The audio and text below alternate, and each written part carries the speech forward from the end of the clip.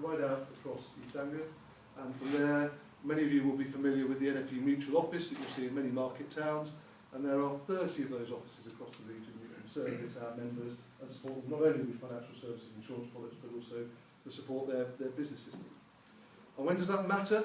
Well, it matters in weeks like this, not only from June last year, but in weeks like this when we have the strike of bird flu hitting the region, just outside Diss. That's when we come into our own, and the work we've had to do this week, supporting members, getting the licences for birds to be moved, discussing with APHA and DEFRA what they're going to do, how we're winding up to get the disease under control, what the next steps look like. It's a phenomenal piece of work, and I'm incredibly proud of the team and across the organisation what we can do there. But it's not just bird flu. Of course, since June last year, Brexit has come about, and that again will occupy a lot of our minds. And we're here today looking at what the future looks like to the east, and Joe, we're very grateful for the sponsorship you've provided today to enable us to come together and discuss what those opportunities are. But with Brexit, we all have a responsibility in all our businesses and with all the people we deal with to encourage them to lift their head and look at the opportunities that are provided before us. Because if we don't grab them, those around the world will take them away from us. And if we're going to have a bright, prosperous future, it's down to us and those of us that stand today representing the industries we stand for and our businesses to make the best of that future. Closer to home, you can't come to Agriculture House and not hear me talk about Healthy Harvest.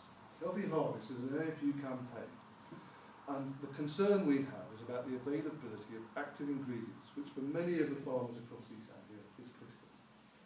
Now, the most pressing issue you'll hear us talk about in the coming 9 months, is the availability of glyphosate. All of you, I would imagine, use Roundup in your garden to control the dandelions. Maybe you don't, but the vast majority of the population do. Network Rail can't operate the railway system without the availability of glyphosate to control weeds on the road. The Highways Authority, local authorities managing parks, nobody can operate. Even the RSPB rely upon glyphosate to manage their reserves. They cannot operate without it. Yet, we risk losing, by the end of this year, the availability of glyphosate, one of the most widely used, safe chemicals available. So that's the thin end of a wedge. So if you hear talk about what the future of farming looks like, bear that in mind and make sure you're talking to those representatives, our MPs, our MEPs, to let them know that we risk losing our competitive edge if we don't do it right.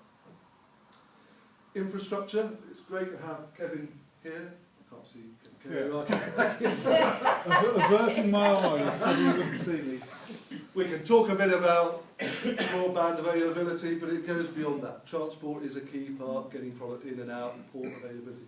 It all comes together. We're going to be an effective economy, we've got to do it, and that's what the NFU is keen to see, is a connected strategic direction for the industry, both in the region of East Anglia and far wide. And lastly, I know we have a speaker coming down from John Innes, but research and development is critical. If we're going to be a leading edge economy, a leading edge player in the world markets, whatever business we're working in, we need key research and development. And that, we know, takes investment. So we look to Ben to help with investing in that. We look to the entrepreneurs out there to drive forward the bright ideas that are going to give us that competitive edge in the future. So I think probably without any further ado, I'll hand over. Welcome to Agriculture House. Thank you.